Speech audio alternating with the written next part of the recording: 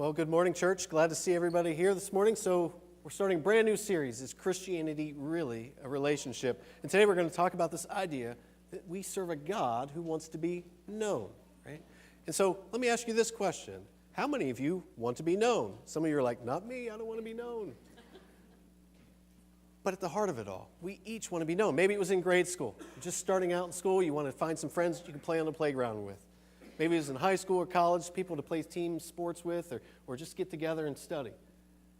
Maybe as you started a new job, you wanted to get to know people that you were working with and have them know you so they know what you're capable of and what you can do.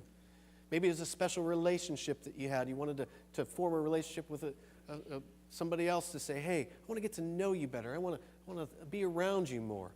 We all have this desire to be known. We all have this desire to be known. And so let me tell you a story. A few years back, won't tell you how many, I was attending Westminster College. I was a freshman. It was freshman orientation. And I was a commuter, so I had not stepped a foot on campus yet. And so we had to go for registration, so I sign up. They put me in a group, and we get put out in the lawn. And here I am, unknown, in a place that at that time very uncomfortable. And these leaders sit down in the group with us and say, hey, glad to see everybody here. We're going to make some friendships and relationships today, and we're going to start off getting to know each other a little better. Great. So the leaders asked this question. They said, when you go to the bathroom, how many sheets of toilet paper do you use? That's the question. And I'm like, really? Like, there's plenty of other questions we can ask to get to know each other, not that one. So then I start thinking in my mind, ooh, what do I say? I'm clean, I only use 2 sheets. Or do I tell the truth and say 3/4, half a roll, something like that? So I decided to pick somewhere in the middle, and I said 15 to 20. And so the leaders they'd start pulling off sheets, and they say, okay, 15 to 20, this is it, and they hand it to me, and they go around the whole group, and they pass out toilet paper. I'm like, okay, we know how much toilet paper we each use. This is great. But they took it a step further, and they said, now, Aaron, for each piece that you took, why don't you tell us something about yourself for each one? So I have one brother, I like to fish, just you keep going. And we had to tear it off and tell something we knew or about ourselves to the other people, and vice versa, went all around. So if you get stuck in that trick, be careful, be careful.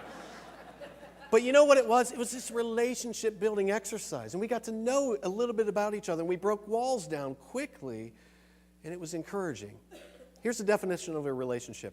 The way in which two or more people, groups or countries, talk to each other, behave toward each other, or, in fact, deal with one another. That's a relationship. It involves multiple people. So here I am, unknown, but a place I wanted to be known, and I was able to get engaged with some friends, with some folks there that I was going to be with for 4 years, if not longer.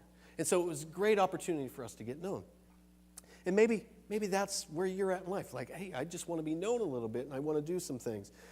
Especially like when I started to date Renee, I wanted to get to know her. I wanted her to know me. If we were going to have this relationship, it's all about relating and getting to know with 2 people, right?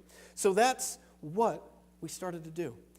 All month long, what we're going to be talking about is here at church is this concept of is Christianity really a relationship? And what we see is quite the opposite of people's intentions or people's thoughts. You see, they see the Bible and they see it as a book of rules and a book of commands. If it's about relationships, why is there so much stuff that we have to do and pay attention to? They look at reading stories. They look at reading names, and they don't understand them. It's complicated. They can't get information out of it. If it's really a relationship, shouldn't it be easy to understand? Shouldn't it be easy to unlock and unravel? And the same thing holds true with the last thought of people, that it's not a relationship, because Christians themselves are very judgmental. They spread rumors, and they're not very nice people at the end of the day. Ooh, sorry to say that, right? But that's the impression that people have. And so can Christianity really be a relationship if that's what I'm coming into this with? All this month, we're going to talk through this. We're going to understand it to get to the point where you're going to be able to answer that question.